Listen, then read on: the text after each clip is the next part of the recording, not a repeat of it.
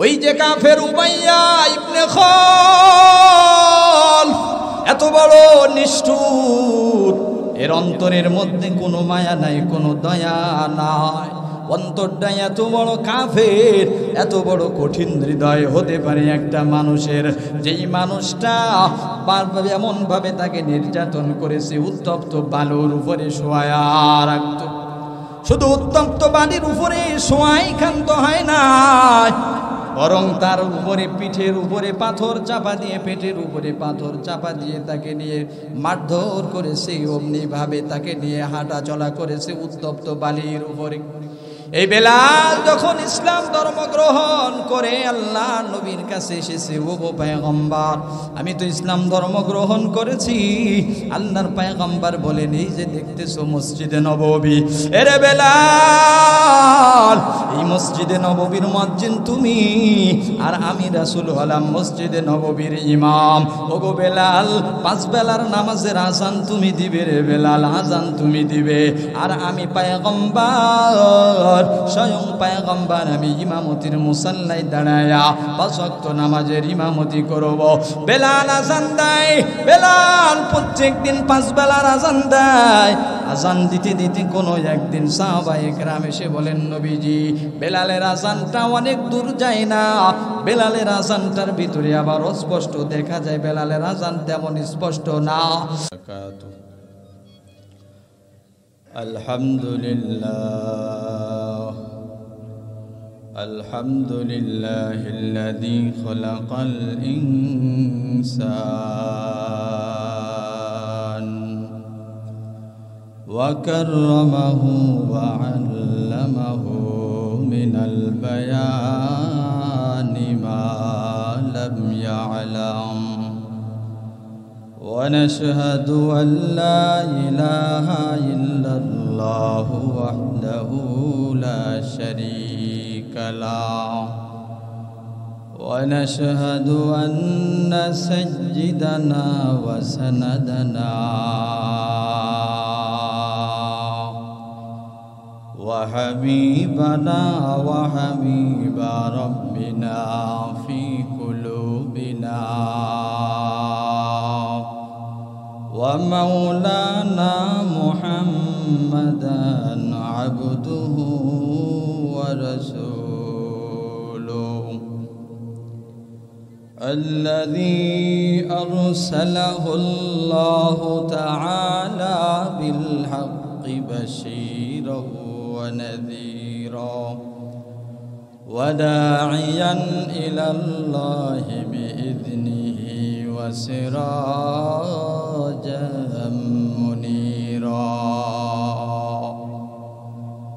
أما بعد فأعوذ بالله من الشيطان الرجيم.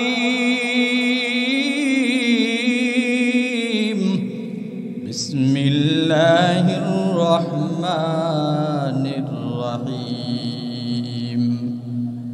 قل إن كنتم تحبون الله فاتبعوني يحببكم الله ويغفر لكم ذنوبكم والله غفور رحيم.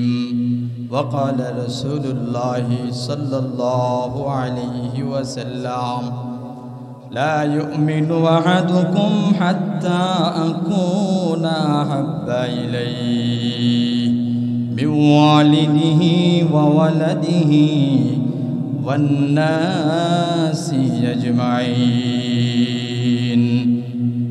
صدق الله مولانا العظيم. হে খোদা দয়াময় রব্বুল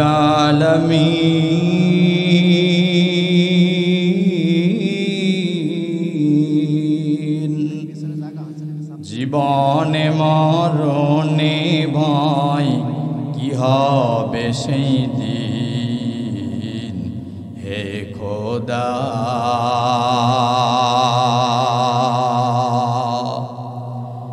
খোদা দয়াময় রব্বুল আলামিন।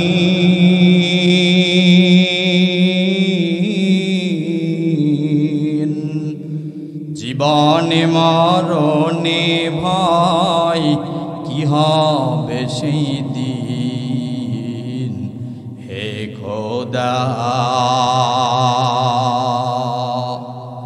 ধরাতে আসিয়া আজি বড়ই অসহায়।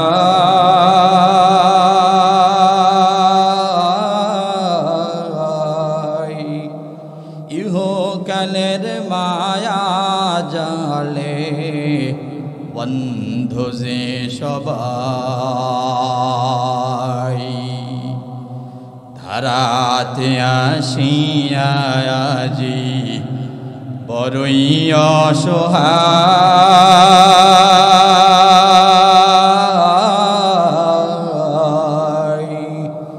ইহকালের মায়া জালে বন্ধু যে সবাই, দৌ হেদায়ত মুক্তি দাতা গফুরুর রহিম।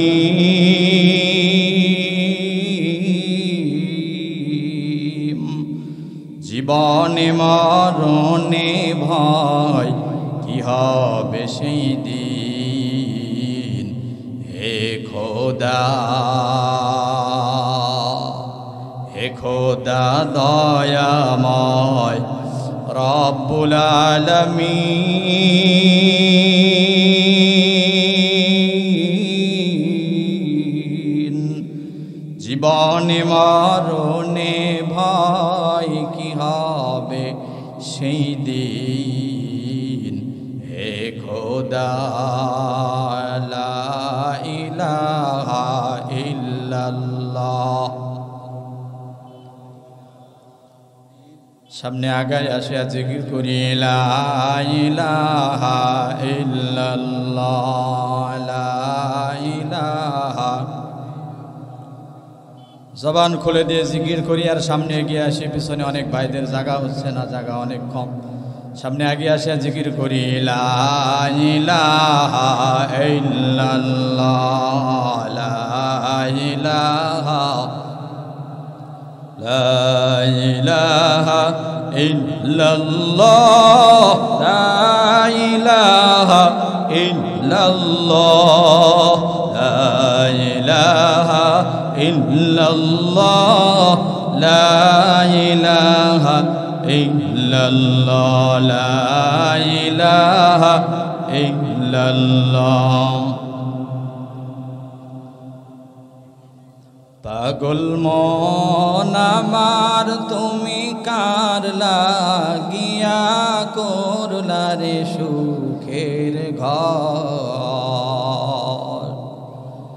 পাগল মন আমার তুমি কার লাগিয়া করলা রে সুখের ঘর।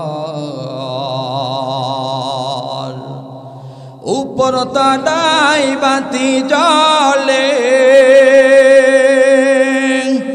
উপর তলায় বাতি জ্বলে,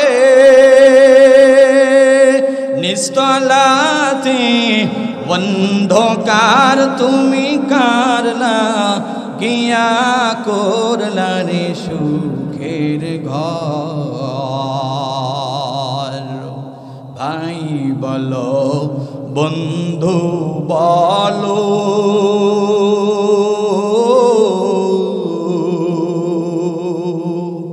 কেউ নাই রে আপন তোমায়। ভাই বলো বন্ধু বলো,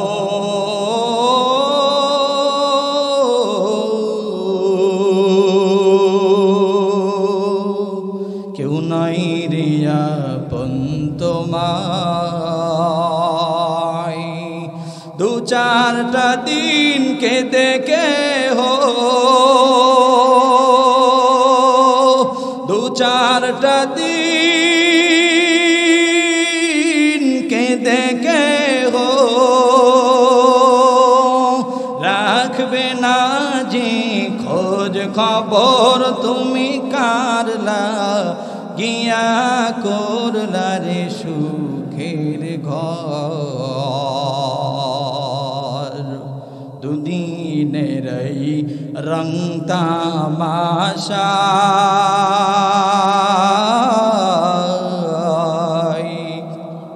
আরো আছে স্বপ্ন আশায় সব আয়োজন বৃথা যাবে সব আয়োজন বৃথা যাবে শেষ ঠিকানা মাটির ঘর তুমি কারলা গিয়া করলা রে সুখের ঘর পাগল মন আমার তুমি কারলা গিয়া করলা রে সুখের ঘর। হে আমার আল্লাহ তাআলা বলেন কুলিং কুনতুম তুহিব্বুনাল্লাহ ফাত্তাবিউনি ইউহিব্বুকুমুল্লাহ ওয়া ইয়াগফির লাকুম যুনুবাকুম ওয়াল্লাহু গফুরুর রহিম।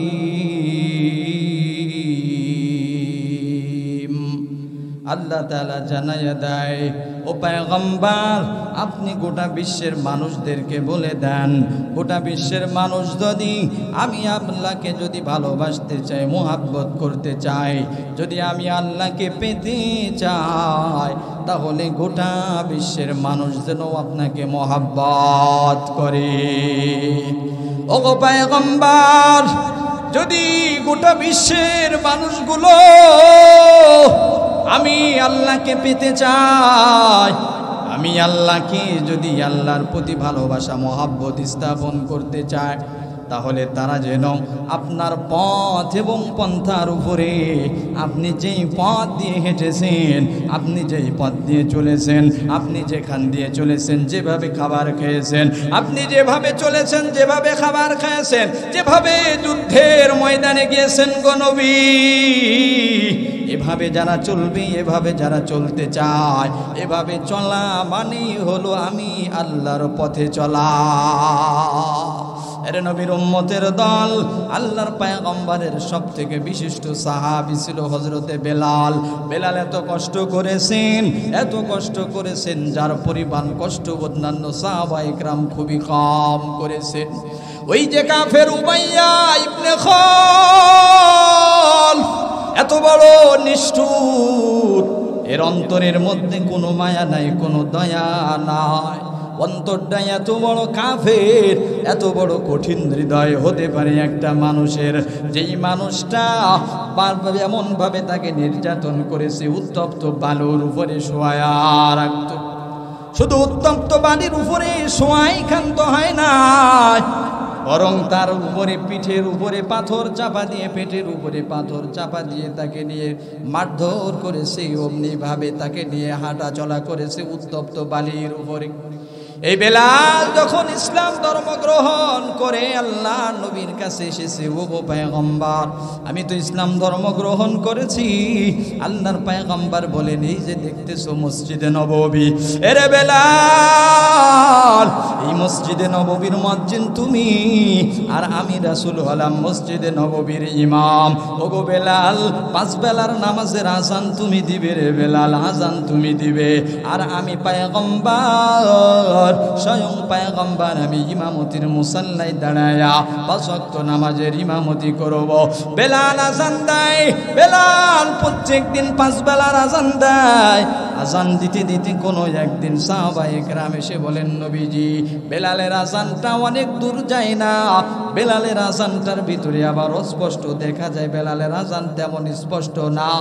ও গো মায়ার নবী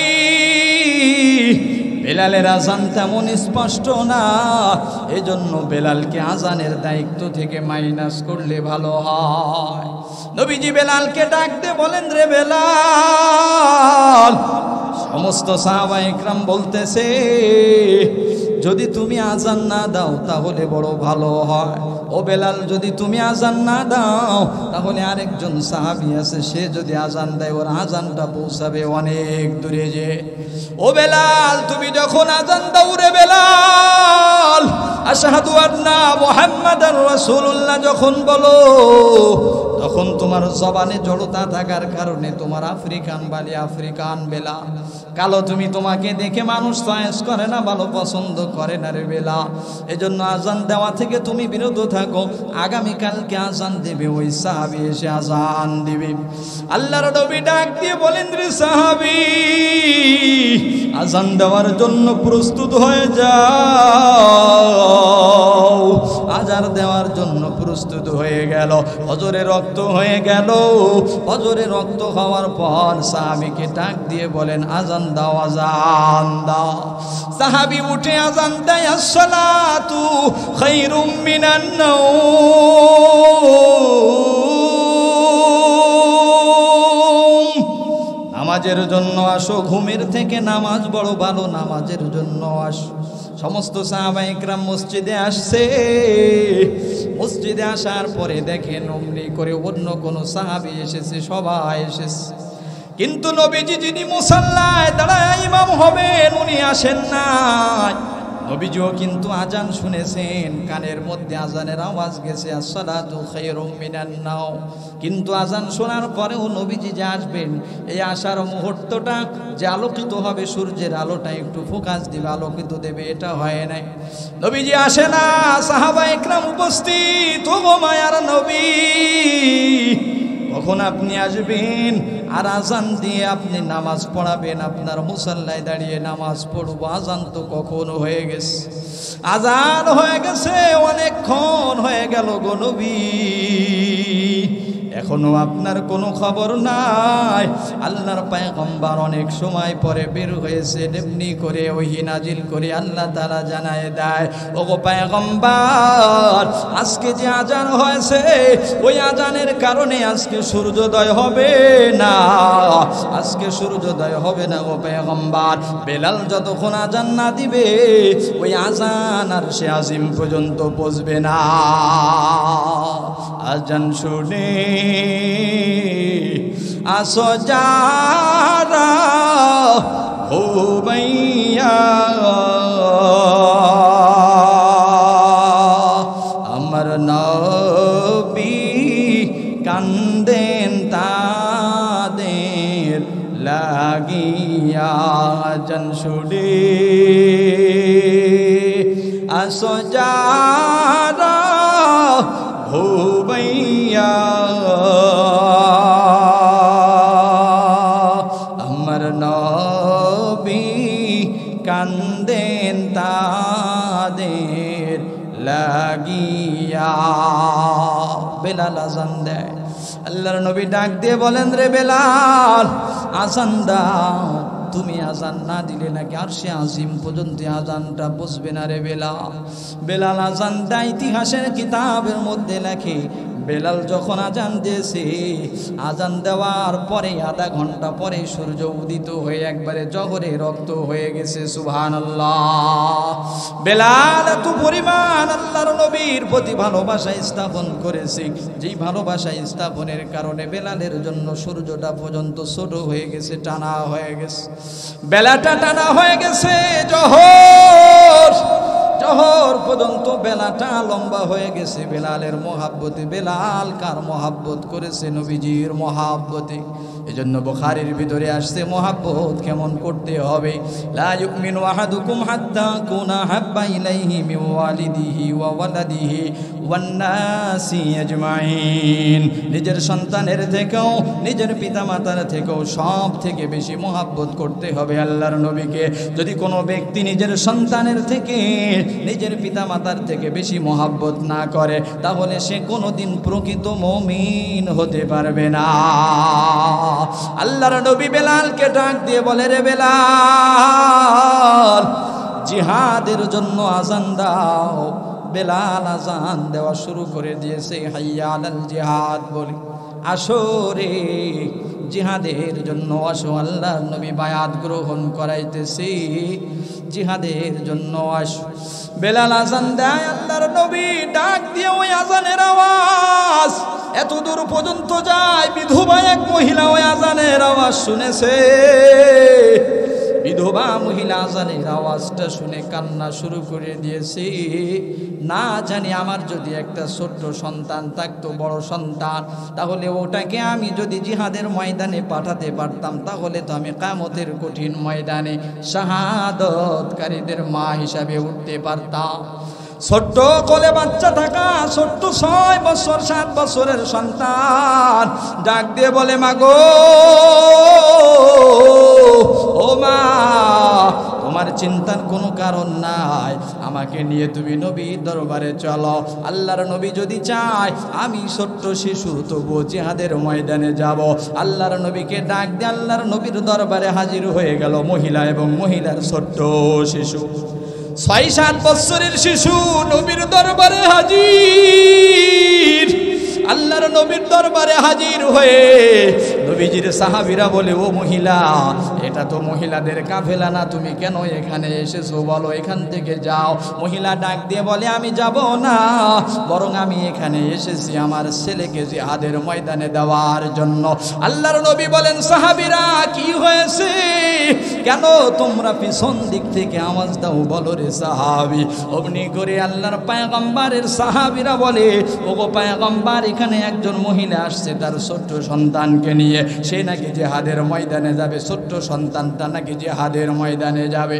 আল্লাহর নবী বলেন, রে মহিলা, তোমার কি মাথায় কোনো প্রবলেম হলো? কেন তুমি ছোট্ট সন্তানকে নিয়ে এসেছো? জিহাদের ময়দানে নিয়ে যাওয়ার জন্য কেন এসেছো রে মহিলা? মহিলা ডাক দিয়ে বলেন, নবী আমার আর কোনো সম্বল নাই, আমার আর কোনো কেউ নাই, যাকে নিয়ে আমি জিহাদের ময়দানে আপনার সাথে পাঠাবো কেউ নাই রে মায়ার নবী।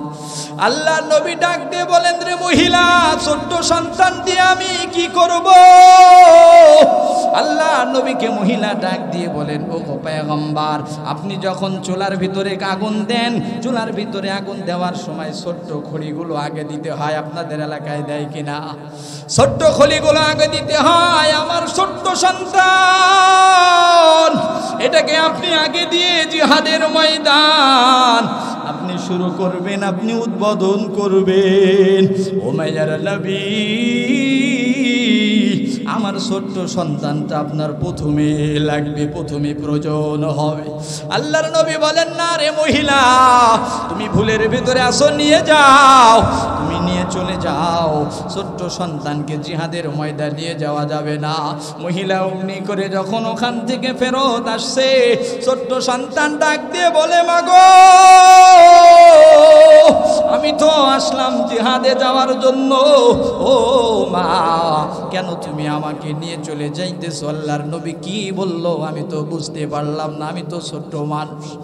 মহিলা ডাক দিয়ে বলে, রে বাবা, এসেছিলাম জিহাদের ময়দানে তোমাকে পাঠানোর জন্য, কিন্তু জিহাদের ময়দানে ছোট্ট কোনো বাচ্চাকে নেবে না, এজন্য আমরা ফেরত চলে যাচ্ছি, আমরা বাড়ি চলে যাব, এখানে আর আমাদের থাকা হবে না। ছোট্ট সন্তান লাফ দিয়ে নবীর দরবারে হাজির হয়ে বলে, নবী আমার, ও মায়ার নবী, আমার মায়ের কোনো বড় সন্তান নাই, এজন্য আমি ছোট্ট হয়ে এসেছি আপনার দরবারে আমার মাকে শাহাদত বরণকারীদের কাতারে নিয়ে যাব। কিয়ামতের কঠিন ময়দান যখন কায়েম হয়ে যাবে, ওই ময়দানে আমি আমার মাকে শাহাদত বরণকারীদের কাতারের মধ্যে নিয়ে যাব রে মায়ার নবী। এজন্য আপনার দরবারে এসেছিলাম, আপনি কেন আমাকে ফেরত দিচ্ছে? আপনি করে কাহিনী চলতে চলতে জিবরিল আমিন হাজির। জিবরিল আমিন এসে বলে, নবীজি আপনি কি করতেছেন? ওগো পয়গম্বর আপনি কিসের লিস্টি করতেছেন গো নবী? আল্লাহর নবী ডাক দিয়ে বলেন, জিহাদে যারা যাবে, জিহাদে যারা যাবে তাদের লিস্টি আমি করতেছি রে জিবরিল।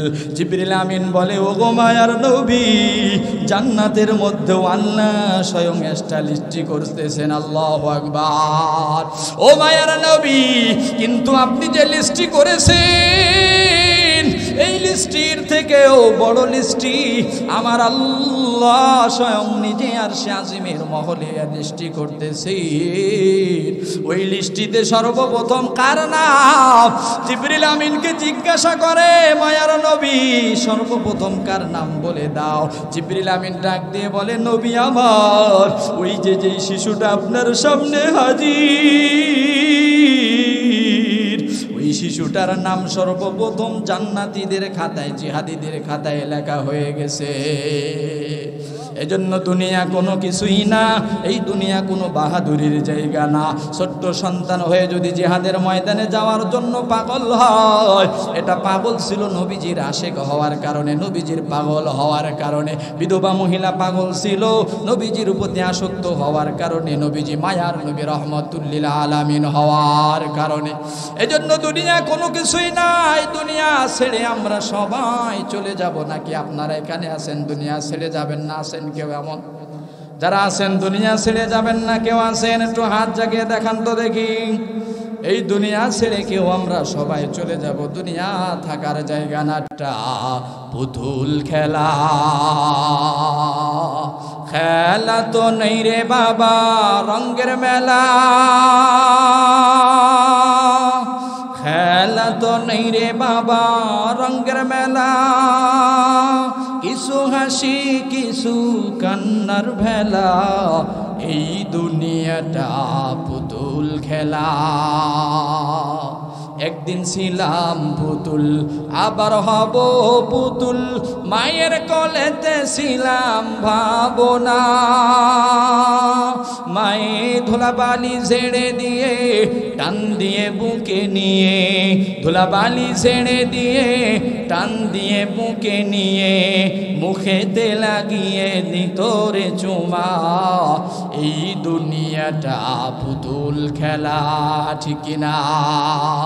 কেউ বলবে হায় রে হায়, কেউ বলবে আল্লাহ আল্লাহ, কেউ বলবে আল্লাহ আল্লাহ, কেউ বলবে হায় রে হায়, কেউ বলবে জাহাঙ্গীর দুনিয়ায় নাই, কেউ কাটবে মাটি কাঁচা বাঁশের খুঁটি, কেউ কাটবে মাটি কাঁচা বাঁশের খুঁটি, লইয়া যাবে নতুন ভেলা, এই দুনিয়াটা পুতুল খেলা। খেলা তো নেই রে বাবা রঙের মেলা, খেলা তো নেই রে বাবা রঙের মেলা, কিছু হাসি কিছু কান্নার ভেলা, এই দুনিয়াটা পুতুল খেলা। দুনিয়াটা পুতুল খেলার মতো না? পুতুল খেলার মতো। আপনি কিনে নিয়ে আসছেন মেলা থেকে, এরপরে এটারে ভেঙে চুরে শেষ, হায়াতের জিন্দেগি শুরু হয়েছে, ভেঙে চুরে শেষ। ঠিক কিনা?